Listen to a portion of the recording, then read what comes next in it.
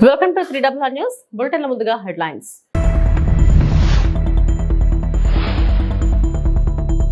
ద్వైపాక్షిక సంబంధాల్లో మెరుగుదల, చైనాలో జైశంకర్.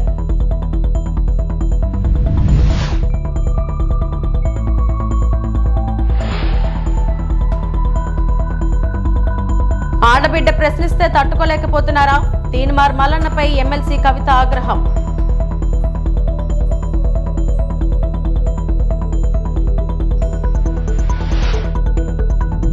రాబోయే రోజుల్లో మరో మహమ్మారి, ప్రజలంతా జాగ్రత్త వహించాలి. Matangi Swarnalatha.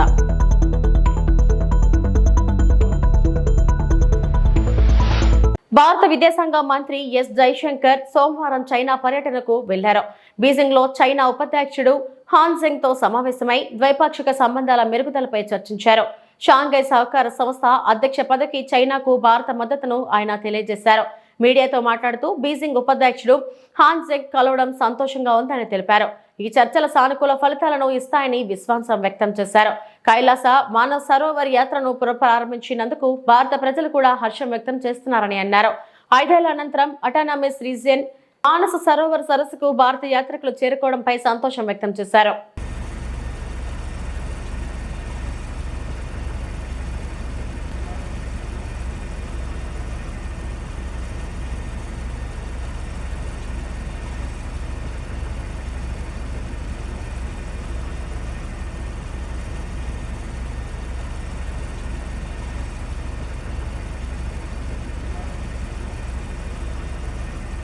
是主系国取得成功。Excellency, our bilateral relationship, as you have noted, has been steadily improving since the meeting of Prime Minister Modi and President Xi Jinping in Kazan last October. 去年10月，莫迪总理和习主席在喀山会晤之后，双边关系稳步改善。I'm confident that my discussions on this visit will maintain that positive trajectory. 我相信这次访问当中的讨论能够保持这种的积极的方向。We have marked, Excellency, the 75th anniversary of the establishment of our diplomatic relations. The resumption of the Kailash Mansarovar Yatra is also widely appreciated in India. Continued normalization of our ties can produce mutually beneficial outcomes. 我们庆祝两国建交75周年，恢复朝圣在印度受到广泛欢迎。తనపై ఉచ్చరించలేని దారుణమైన వ్యాఖ్యలను తీన్మార్ మల్లన్న చేశారని MLC కవిత అన్నారు.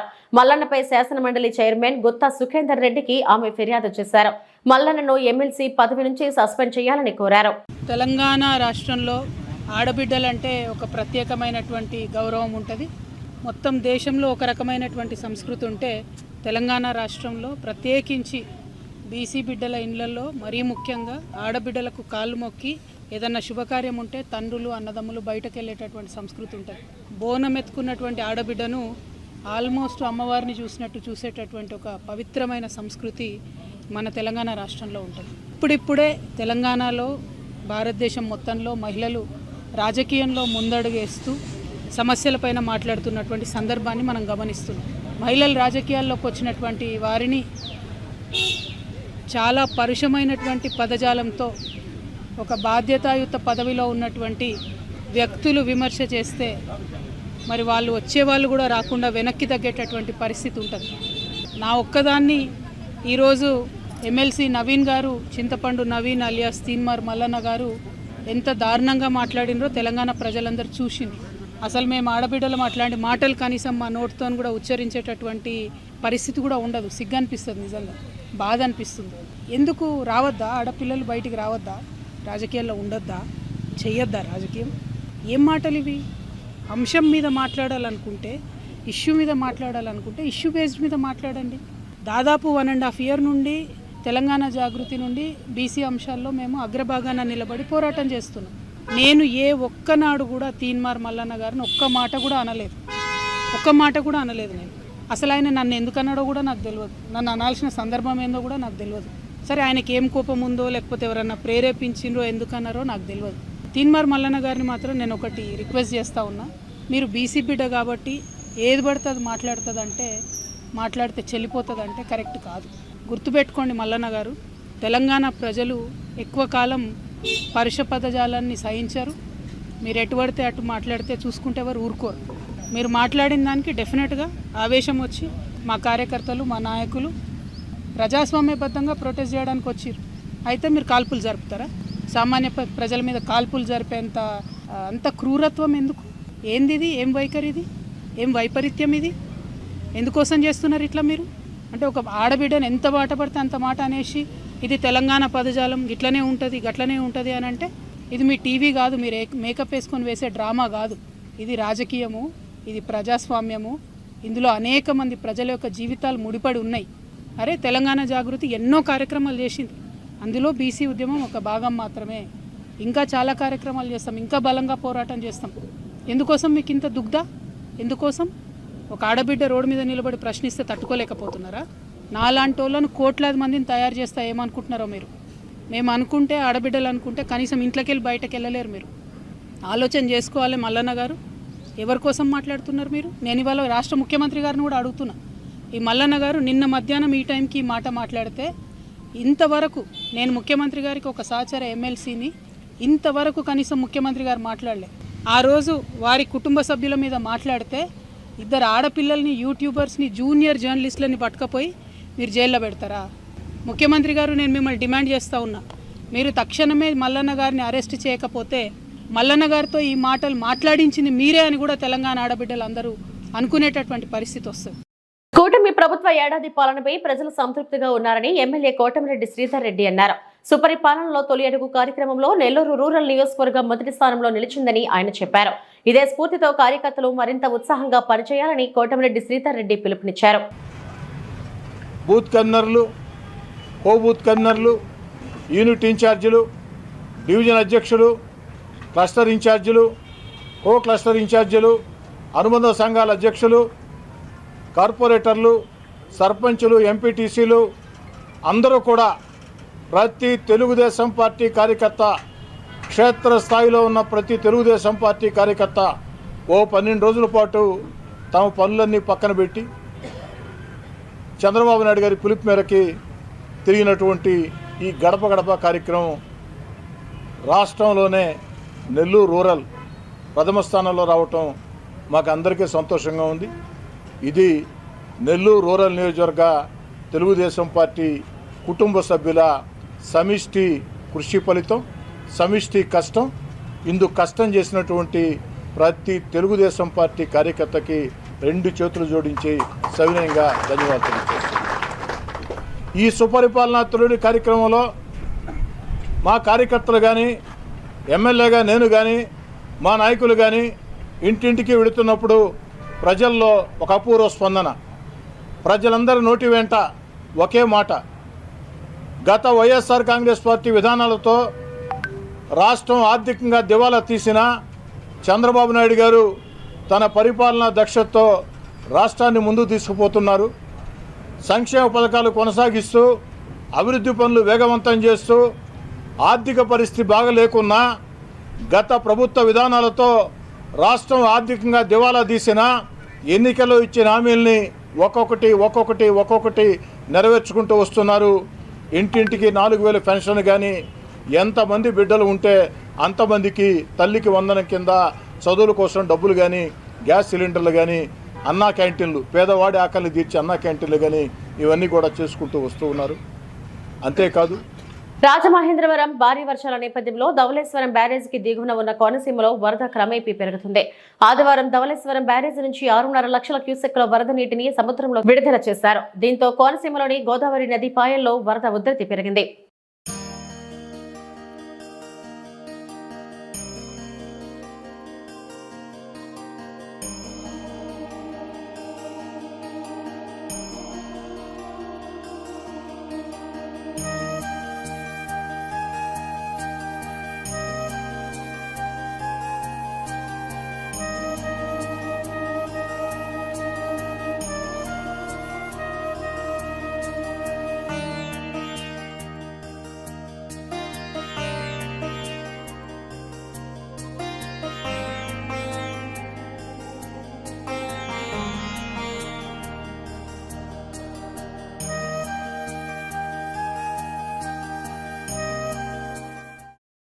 ఏపీలో కేవలం red book పాలన మాత్రమే సాగుతుందన్నారు మాజీ మంత్రి పేర్ని నాని. వైఎస్ఆర్సీపీ నేతలు కార్యకర్తలపై తప్పుడు కేసులు నమోదు చేసి అరెస్టు చేస్తే అలా చేసిన వారిని న్యాయస్థానంలో నిలబెడతామని హెచ్చరించారు. ఎవరైతే కేసు పెట్టిన అక్కాయి సంగతి చెప్పాలంటే ఆ అక్కాయి ఇక్కడ నుంచి లోకేష్ గారి డైరెక్షన్తో ఆవిడ ఎంత గొప్పగా నటించేస్తుందంటే కొడాలి నాని గారి ఫ్లెక్సులు ఎక్కి బరాబరా ఎక్కి మనం ఎక్కగలమా లేదా మనం చెంపొచ్చా చెంపకూడదా అనేది కూడా ఏమాత్రం కూడా లేకుండా ఆ బ్యానర్ కొడాలి నాని గారి బ్యానర్లు లాగి చించే కార్యక్రమంలో ఆవిడకి మేకేదో తెగిందో లేకపోతే చెక్క తెగిందో వెంటనే కట్టుకుంది. వీటన్నిటికీ విజువల్స్ ఉన్నాయి. ఆవిడ బ్యానర్ ఎక్కి ఎగబాకి బ్యానర్ మీదకి ఎగబాకి ఎక్కి అవి కోసేస్తున్నప్పుడు అవి పీకేస్తున్నప్పుడు ఆ పీకిన తర్వాత ఆ క్రమంలో దెబ్బ తగలటం దానికి కట్టుకోవటం అన్నీ ఆఖరికి తెలుగుదేశం ఛానల్స్తో కూడా రికార్డ్ అయ్యి ఉంది. రికార్డ్ అయ్యి ఉన్న దాన్ని వాళ్ళ కారు వెనక సీట్లో కూర్చుని కారు గుద్దాడని చెప్పని కేసు కడతాం అంటే ఇంతకన్నా దగాకోరు ప్రభుత్వం, దివాలాకోరు ప్రభుత్వం, తప్పుడు కేసుల ప్రభుత్వం, సైకో ప్రభుత్వం ఎక్కడ ఉందా నన్ను ఇప్పటివరకు చరిత్రలో ఎక్కడా లేదు. ఖచ్చితంగా ఈ సాక్ష్యాలు ఆధారాలతో సహా మా దగ్గర ఉన్నటువంటి విజువల్స్ సాక్ష్యాల ఆధారాలు అన్నింటినీ కలిపి అవసరమైతే సుప్రీంకోర్టు దాకా పోలీసులు ఎవరైతే ఈ తప్పుడు కేసును నమోదు చేసి చర్యలు చేపట్టండి. ఖచ్చితంగా మిమ్మల్ని కోర్టుకి ఏడ్చకపోతే ఈ ప్రభుత్వాన్ని ఎవరైతే ఈ తప్పుడు కేసులో కనుక రాము మీద కేసు నమోదు చేసి అరెస్ట్ చేస్తే కనుక మేము వెయిట్ చేస్తాం. మీరు చేయండి. ఖచ్చితంగా న్యాయస్థానాల్లో మిమ్మల్ని నిలబెడతాం అనేది కూడా ఖాయం. మా దగ్గర అన్ని సాక్ష్యాల ఆధారాలు ఉన్నాయి. సికింద్రాబాద్ ఉజ్జయిని మహంకాళి బోనాల ఉత్సవాల్లో ప్రధాన ఘట్టమైన రంగం కార్యక్రమం ఘనంగా జరిగింది. మాతంగి స్వర్ణలత భవిష్యవాణి వినిపించారు. తెలంగాణను దేశాన్ని కాపాడే భారం తనదని చెప్పారు. రాబోయే రోజుల్లో మహమ్మారి వెంటాడుతుందని, అగ్ని ప్రమాదాలు కూడా సంభవిస్తాయని భవిష్యవాణిలో పేర్కొన్నారు. జాగ్రత్తగా ఉండాలని భక్తులను హెచ్చరించారు. ఈ ఏడాది వర్షాలు తప్పకుండా కురుస్తాయని, పాడి పంటలు సమృద్ధిగా పండుతాయన్నారు. ఈసారి చాలా సంతోషంగా పూజలు చేశారని, మీ అందరి సంతోషంగా సమానంగా చూస్తానంటూ పేర్కొన్నారు. కాలం తీరితే ఎవరు ఏది అనుభవించాలో అది అనుభవిస్తారని, నేను అడ్డురాను అంటూ స్వర్ణలత భవిష్యవాణి వినిపించారు. పరిణామాలకి నా ఉద్దేశం నీ యొక్క పాత్ర కూడా కొద్దిగా ఉన్నదేమో. ఎందువల్లంటే పుట్టించేది, జీవించేది, మరణించేది అన్నిటికీ కారణమైనటువంటి నువ్వు నీ ఆశీర్వాద బలం మా పైన తక్కువయ్యి మాలో ఈ విధమైనటువంటి మరణాలు సంభవిస్తున్నాయి. ఇవి జరగకుండా నువ్వు మళ్ళా ఉత్తరోత్తర ఈ విధమైనటువంటి ప్రమాదాలు జరగకుండా కాపాడాలని ఆశీర్వదించాలని వేడుకుంటున్నాం. నాది మాత్రం కొద్దిగా ఉంటుందని అనుకుంటున్నారు, కానీ తప్పకుండా ఉంటుంది బాల. కానీ కాలం తీరిందంటే తప్పనిసరిగా ఎవరేది అనుభవించాలో అది తప్పనిసరిగా అనుభవిస్తారు బాలకు. నేను మాత్రం దానికి అడ్డురాను బాలకు. నా అయ్య చెప్పిందైనా కానీ తప్పనిసరిగా పాటించాలి అని. కానీ మీరు కూడా నాకు సంతోషపెట్టడం ఇక సక్రమంగా పూజలు జరిపించండి. కొద్దిగైనా నాకు రక్తం చూపించండి. ఇది వరకు నేను చేసిందంతా మీరు సంతోషంగానే అందుకుంటున్నానే. కానీ మీరు ఏడేడు వాగ్దానం తీసుకుంటారు కానీ మీకే సరిపోతున్నాయి కదా. అట్లా ఏం లేదు తల్లి. నా రూపాన్ని కూడా మీరు అడ్డుపడుతున్నారు మీరు. కానీ ఇది వరకు నేను శాంతంతో నిన్ను కడుపులో పెట్టి కాపాడుతున్నాను. ఈ ఏడు జరిపించలేకపోతే నేను మాత్రం ఎవరెవరు అడ్డుపడుతారో వారికి నేను రక్తం గక్కేలా నేను చేస్తాను. కానీ మళ్ళీ నన్ను నిందించద్దు. నాకు లేదు లేదు తల్లి, ఏనాటికి జరగని కొలది నీ ఆశీర్వాద గొలవే లేకపోతే నేనెంతటి. దేశంలోనే ప్రతిష్టాత్మక విద్యా సంస్థలకు వేదిక అవుతున్న ఆంధ్రప్రదేశ్ రాజధాని అమరావతిలో Birla institute of technology and sciences ఏర్పాటు చేస్తున్నట్లు ప్రకటించిన కుమార్ మంగళం బిర్లా 2000 కోట్ల పెట్టుబడితో డిజిటల్ ఫస్ట్ ఆపరేషన్స్ తో AI, IoT ఇంటిగ్రేట్ చేసి క్యాంపస్ నిర్మిస్తున్నట్టు చెప్పారు. 7000 మంది విద్యార్థులు చదువుకునే విధంగా క్యాంపస్ నిర్మిస్తున్నారు. This campus will be a hub for innovation and interdisciplinary learning, focused on AI, emerging technologies, and industry collaboration.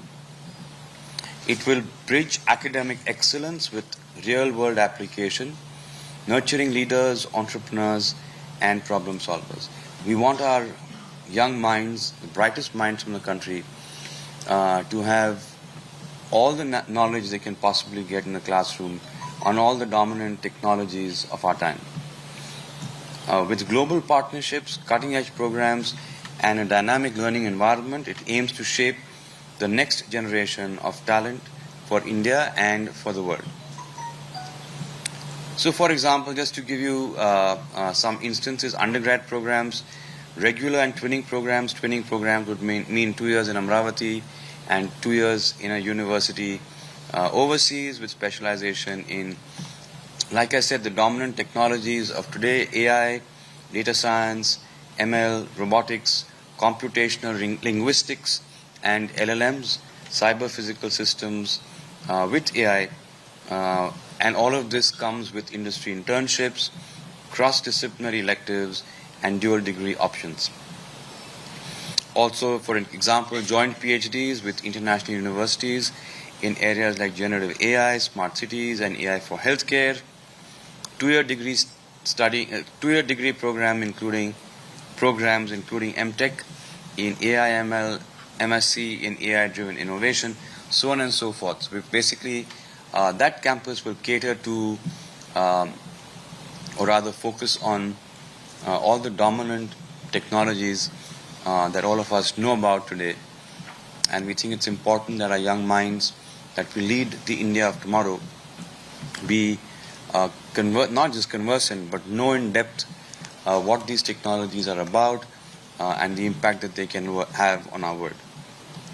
About this new campus at Amravati, it will be built to have 7,000 students over 2 phases.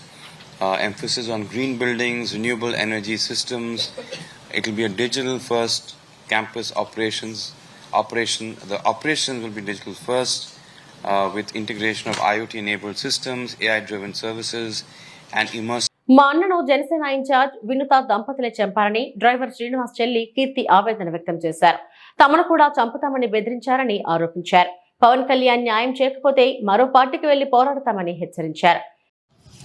నా పేరు కీర్తి, మా అన్న పేరు శ్రీనివాస్. 15 సంవత్సరాల నుంచి జనసేన పార్టీలో వినిత వాళ్ళ దగ్గర వర్క్ చేస్తా ఉన్నాడు డ్రైవర్గా. వాళ్ళ దగ్గరే నమ్మకంగా ఉన్నాడు. వాళ్ళకి మొత్తం పని చేస్తా ఉన్నాడు ఇంట్లో. ఈ మధ్యన మాకు ఒకసారి కాలు ఏదో స్లిప్ అయి కింద పడ్డాడని చెప్పి ఫోన్ చేశారు. మేము వెళ్ళాము వాళ్ళని చూడడానికి. ఏం జరిగిందని వెళ్తే వాడిని కూర్చోబెట్టి ఆ పక్క ఈ పక్క 2 మనుషులు కూర్చొని వాళ్ళ మధ్యలో కూర్చోబెట్టుకున్నారు. మాకు ఏమీ చెప్పనీ లేదు వాడిని. మాకు జస్ట్ అప్పటికి కాలు దెబ్బ తగిలిందని మాత్రమే తెలుసు మాకు. అప్పటికి లాస్ట్కి 21వ తేదీ ఇట్లా ఇంట్లో నుంచి పంపించేసినామన్నట్టు పంపించేసి వాళ్ళే ఇదంతా చేశారు. వాళ్ళ దగ్గరే పెట్టుకున్నారు వాడిని. లాస్ట్ కి చంపేశారు, వాళ్ళే చంపేశారు వినిత వాళ్ళే. మేము వెళ్ళినప్పుడు 5 మంది అయితే ఉన్నారు, ఇప్పుడు 5 మందే బయటపడ్డారు వాడిని చంపడంలో.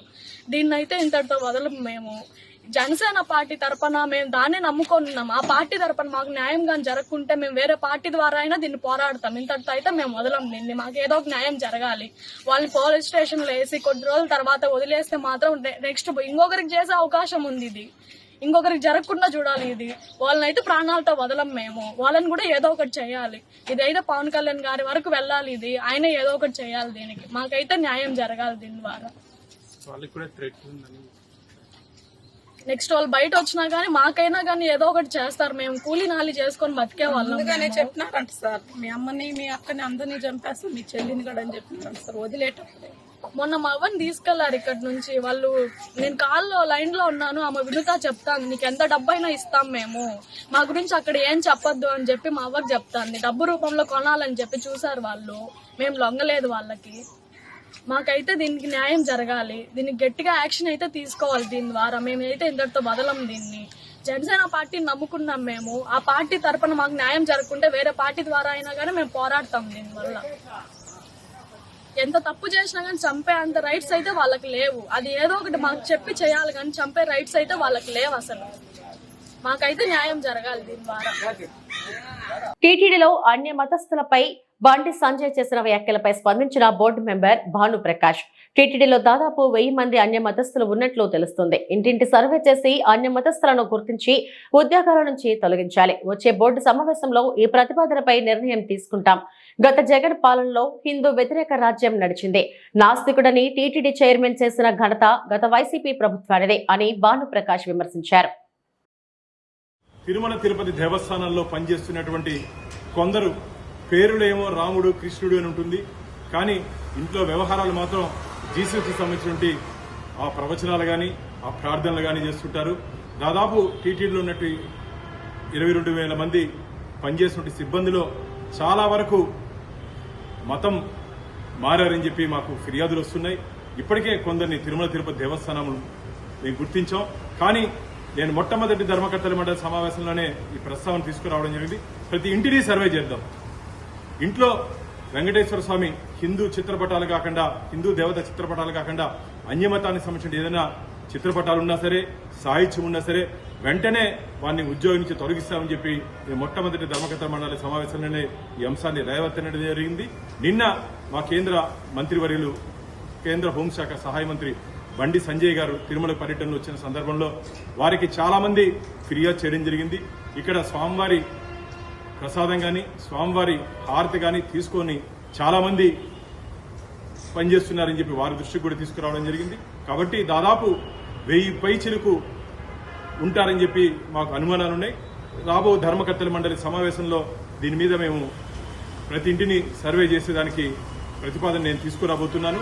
కరుణాకర్ రెడ్డి గారు 2019 నుంచి 24 వరకు ఆంధ్రప్రదేశ్లో హిందూ వ్యతిరేక ప్రభుత్వం రాజ్యం ఏలింది. హిందూ దేవత విగ్రహాలు, పవిత్ర రథాలు, హిందూ దేవత గుళ్ళుపై దాడులు జరిగాయి. ఒక నాస్తికుణ్ణి తిరుమల తిరుపతి దేవస్థానానికి ధర్మకర్తల మండలి అధ్యక్షుడిగా నియమించారు. 2019 నుంచి 24 వరకు టీటీడీ చరిత్రలో ఎప్పుడూ లేనట్టు విధంగా భారీ అవినీతికి టీటీడీని అడ్డం పెట్టుకుని చేసినటువంటి సందర్భాలు టీటీడీలో ఉన్నాయి. నేను ఛాలెంజ్ చేస్తున్నా కరుణాకర్ రెడ్డి గారికి, మీరు సిద్ధమా? ప్రతి ఇంటి సర్వేకి మీరు కూడా వచ్చేదానికి సిద్ధమా? కర్నూలు జిల్లా ఎమ్మిగ్నూరులో తల్లికి వందనం పథకం కింద తమ బ్యాంకు ఖాతాలకు డబ్బులు జమ కాని విద్యార్థుల తల్లిదండ్రులు ఎమ్మిగ్నూరు తహసీల్దార్ కార్యాలయం వద్ద పెద్ద ఎత్తున ఆందోళన చేపట్టారు. తహసీల్దార్ కార్యాలయం ముందు నినాదాలు చేస్తూ తమ నిరసనను వ్యక్తం చేశారు. తల్లిదండ్రుల ఆవేదన ప్రకారం తల్లికి వందనం పథకానికి సంబంధించిన నిధులు తమ అకౌంట్లలో ఇప్పటి వరకు జమ కాలేదు. ముఖ్యంగా విద్యా హక్కు చట్టం కింద చదువుతున్న విద్యార్థులకు డిపార్ట్మెంట్ హోల్డ్ బై ఆర్టీఈ అని చూపిస్తూ డబ్బులు ఆగిపోయినట్లు వారు తెలిపారు. అంతేకాకుండా ఒకే కుటుంబంలో ఒక విద్యార్థి ఆర్టీఈ కింద చదువుతుంటే ఆ కుటుంబంలోని ఇతర విద్యార్థులకు కూడా తల్లికి వందనం డబ్బులు జమ కాలేదని వారు వాపోయారు. ఇది తమ కుటుంబాలపై తీవ్ర ఆర్థిక భారాన్ని మోపుతుందని ఆందోళన వ్యక్తం చేశారు. ఈ సమస్యల పరిష్కారం కోసం తల్లిదండ్రులు తహసీల్దార్కు వినతి పత్రం సమర్పించారు. దీనిపై స్పందించిన తహసీల్దార్ అర్హులైన ప్రతి తల్లిదండ్రులందరికీ తల్లికి వందనం పథకాన్ని తప్పకుండా అమలు చేస్తామని హామీ ఇచ్చారు. నిధులు విడుదలయ్యే వరకు తమ ఆందోళన కొనసాగుతుందని తల్లిదండ్రులు హెచ్చరించారు.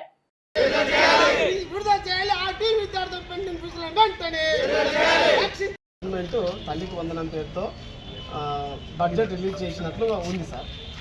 మా పోయిన వారం వరకు అయితే అండర్ ప్రాసెస్ కింద చూపించింది సార్.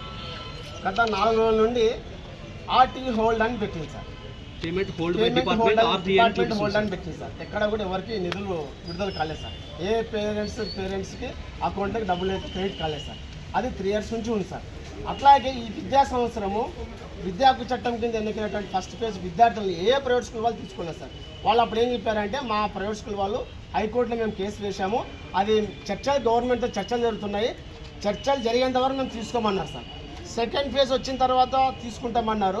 సెకండ్ ఫేజ్ వాళ్ళని మాత్రమే తీసుకున్నారు. ఫస్ట్ ఫేజ్ వచ్చినటువంటి వాళ్ళని ఎవరు తీసుకోలేదు సార్. దానికి రీజను ఎవరు అయితే మాకు సంబంధం లేదు, అది గవర్నమెంట్ తీసుకోండి. మేమైతే ఆ సంబంధిత అధికారుల దృష్టికి కూడా తీసుకెళ్ళాం సార్. ఆ పేరెంట్స్ యాజ్ ఏ పేరెంట్స్గా విద్యాశాఖ అధికారుల దృష్టికి కూడా తీసుకెళ్ళారు సార్. అయితే సమస్య అయితే పరిష్కారం కాలేదు. ఫస్ట్ ఫేజ్ విద్యార్థులు ఎవరు తీసుకోలేదు సార్. కాబట్టి మేమేమంటే ఫస్ట్ ఫేజ్ విద్యార్థులు అందరూ తీసుకోవాలి. అదేవిధంగా ఈ యొక్క హోల్డ్లో పెట్టినటువంటి పేమెంట్ హోల్డ్లో పెట్టినటువంటి నిధులను ఆ పేరెంట్స్ మదర్స్కి వెంటనే ఇమీడియట్గా విడుదల చేయాలని చెప్పేసి ఈ సందర్భంగా మీకు తెలియజేస్తున్నాం సార్. దానికి సంబంధించేసరిగా ఈ విధంగా ఉన్నది సార్. పేరు application status application eligible sir. Remarks payment hold by department RT ఉంది సార్. ఒక స్టూడెంట్ ఇంకో విషయం సార్, స్టూడెంట్ ఒక కుటుంబంలో ఆర్టీ కింద ఒకరే ఉంటారు సార్. మిగతా విద్యార్థులు జనరల్ ముగ్గురు పిల్లలు ఉన్నారు. గుడిచెపాడి స్కూల్లో చదువుతున్నారు. సో నా పిల్లలు వచ్చేసి కియాను ఒక అబ్బాయి ఉంటే ఆర్టీఏ కింద, రిమైనింగ్ 2 పిల్లలు కూడా ఆర్టీఏ కింద చూపిస్తున్నారు. ఈ పరిష్కారం చేయాలని కోరుతున్నాను సార్. ఈరోజు ఆర్టీఈ విద్యార్థులకు సంబంధించినటువంటి పెండింగ్ ఫీజులు ప్రభుత్వం విడుదల చేయలేదు. గత 3 సంవత్సరాలైంది. ఇప్పటికి కూడా పెండింగ్ ఫీజులు విడుదల చేయకుండా హోల్డ్లో పెట్టారు. మొన్నటిదాకా ప్రాసెసింగ్ అని పెట్టారు.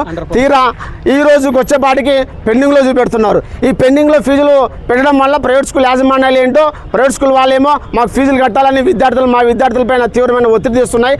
ఇవి ఇప్పటివరకు నా బులెటిన్ అప్డేట్స్. నమస్తే.